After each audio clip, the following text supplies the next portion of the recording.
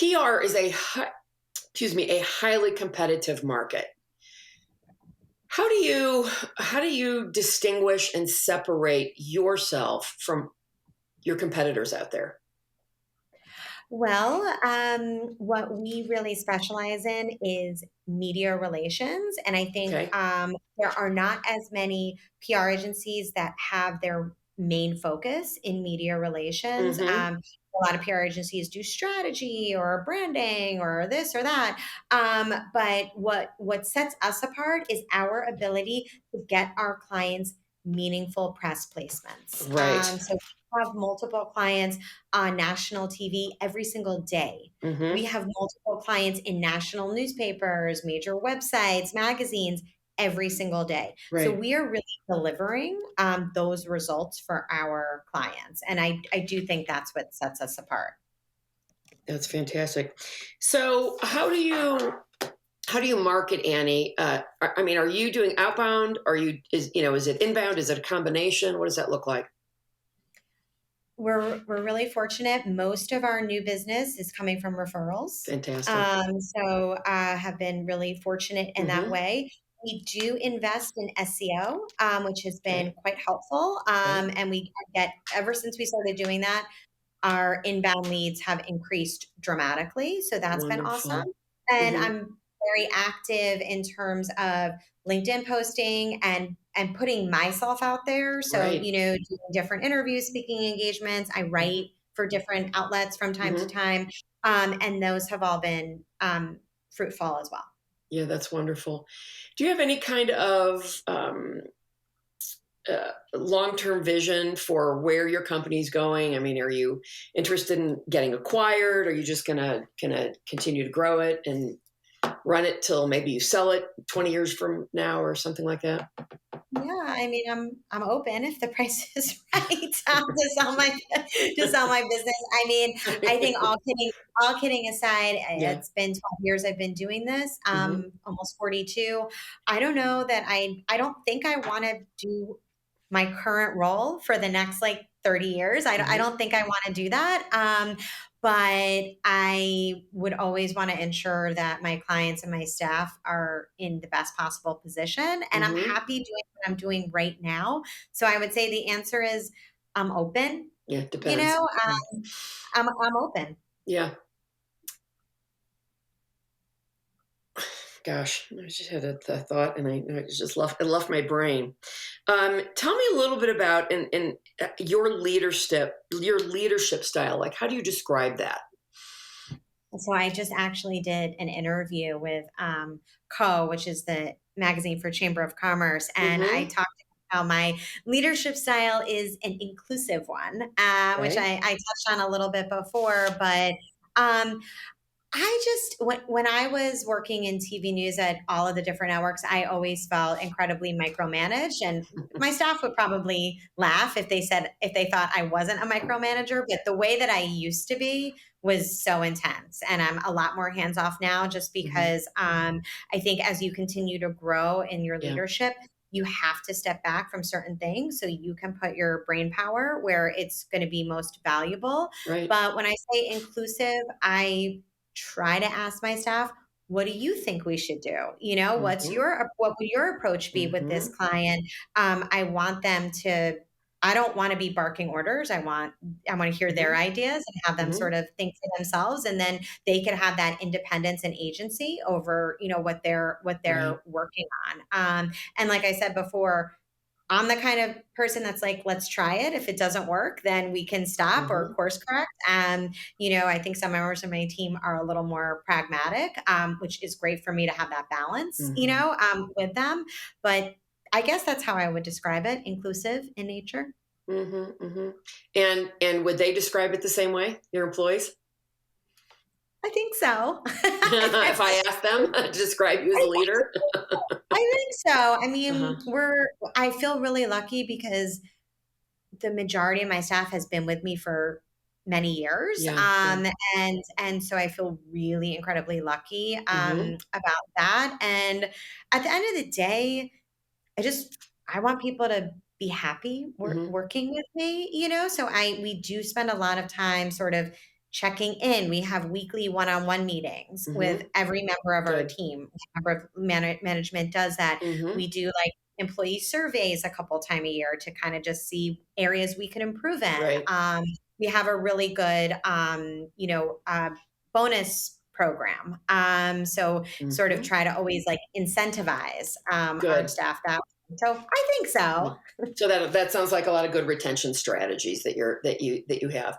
So are you Well, did you fully bootstrap, Annie? Or did you take any outside money to help you get up and running? no, I did it all on my own, which wasn't a heavy lift because in a service industry like Right. mine, all I needed was my phone, my laptop, and Wi-Fi, and Right. I was good to go. Mm-hmm. So my biggest expenses is payroll. Is just Yeah. paying myself and paying them Mm-hmm. fairly. So nope, did it all myself. That's wonderful. Have you ever considered taking any kind of outside funding, or has there ever been a necessity to do that? To think about it? I think it would require us being able to spend a lot more of my day-to-day time and my executive leadership's time on like strategy, Mm-hmm. for growing the business. So I'm not opposed to it, but at the same time, I look at how far we've come from when I started, Mm-hmm. and I kind of I would prefer to just keep going that way, and doing it on my own as opposed Mm-hmm. to having to answer to investors. Mm-hmm. You talked a little bit about your past leadership style versus how you're leading now. How did you come on that epiphany? Have you had any kind of leadership training or coaching, or like what have mentorship? What have you done to change that in yourself? Yeah. Last year we started working with a consultant Hmm. who really, really helped us think smartly about ways to structure the Good. company. But a big part of that also was leadership. Hmm. And so she's helped us to implement a few different things within the company that have helped in that way. One of them is called Career Conversations, which is so fun. It's broken into 3 different series that you do one on one with a member of your team. Hmm. The first conversation is where you sort of get to know your employee and what got them to this moment, what got Hmm. them to the moment in their Right. career working with you.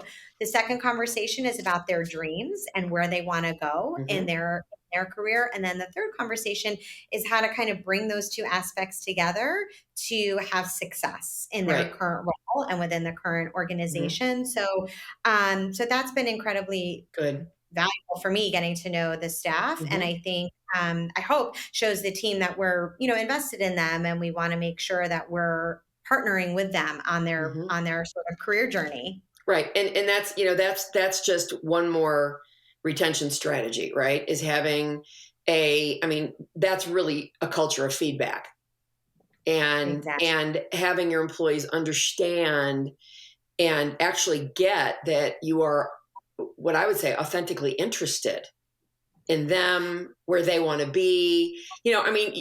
Employees don't stay forever. And it's important to think, okay, so what do we need to do to keep employees as long as we can? That's real. We do spend a lot of time Yeah. thinking of that and implementing Hmm. aspects within the company, little and big. Hmm. Little things from every now and then surprising the team with, a $5 Starbucks gift card for them to go like get a coffee in the company, all the way to, our bonus structure Hmm. program where they have, some real incentives to make Hmm. additional money Hmm. at the end of the year. So, but yeah, especially in this market where hiring is so challenging, Yeah. retaining talent is very Mhm. important to us. In those conversations, Annie, do you ask your employees or whomever is having these conversations, point blank, you've been here 2 years. We love you to stay at least another 3 to 5. What's that going to take? What's going to keep you here? I haven't asked somebody that point blank, Hmm. no, but I would. But I think as a result of these career conversations, it would be something that would kind of perhaps come out of that once I get to know a little bit more where everybody on my team sort of is Mhm. at Mhm. in their careers. But Mhm. I feel pretty confident, at least in my senior leadership team, that people are happy and content and kind of want to stay. Mhm. With the younger team, I hope they will, but I also understand if any of them want to venture out and try something new. I mean, Mhm. I had like 10 jobs, before I started Right. Pace, so I can definitely relate to that. And we Mhm. actually had our first boomerang employee last year come back to Awesome. us. Yeah. She went to a couple Grass different wasn't so much greener on the other side after all, huh? No, and I mean, it felt good, but it feels good to be able to Yeah. part ways with somebody, keep that relationship and that door open, and Right. you never know Yeah. what it comes to. That's actually fantastic. Carol Schultz here. Thanks for watching this excerpt from Authentically Successful. The conversation doesn't end there. So if you want to hear this episode in full and all my conversations with many other successful founders and CEOs, please visit verticalelevation.com/podcast.